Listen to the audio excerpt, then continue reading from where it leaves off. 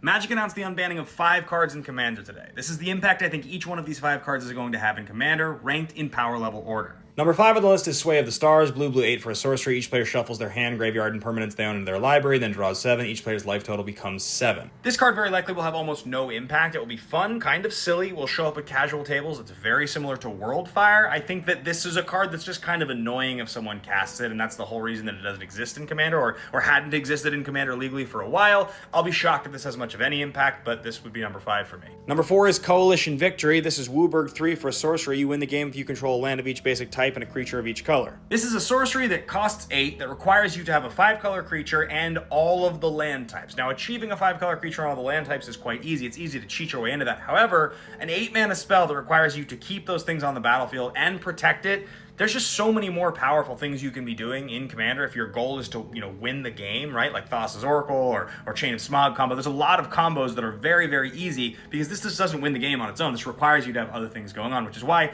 I think maybe somebody will do this once or twice. It'll be a little cheesy, and then they'll just stop playing. I think this will have very little impact. Be sure to hit that follow button if you guys like banning and unbanning content. I have a full video coming out later today talking about all of the 18 cards added to the Game Changers list. Number 3 is going to be Panoptic Mirror, an artifact for 5 that enters the battlefield. Then you have to pay X and tap it to exile an instant or sorcery card from your hand, and at the beginning of your upkeep, you can cast that card without paying its mana cost. When everybody looks at this card, the first thing they think of is Time Warp or extra turns cards, and that is true, but you have to spend 5 to cast it, then the cost of the actual card to exile it, and then wait for an upkeep for it to even happen. There's tons of efficient artifact removal. I think people will do this. I think they will set up big mana decks, Planeswalker decks that will just go infinite, but I think that to do this in one turn, you need 10 mana, right? You'd have to spend 10 mana to do this and protect it.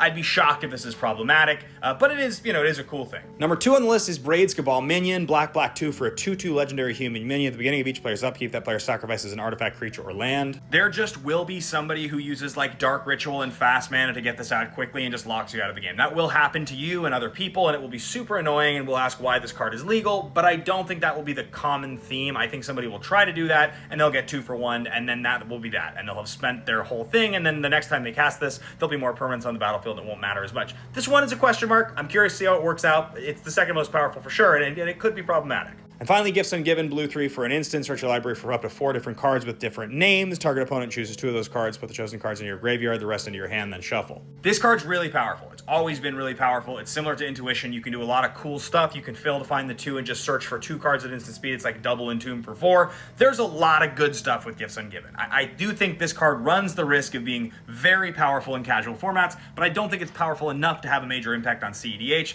though I could be wrong. This card's awesome. I love it. I'm excited that it's unbanned, and it is the #1 most powerful card.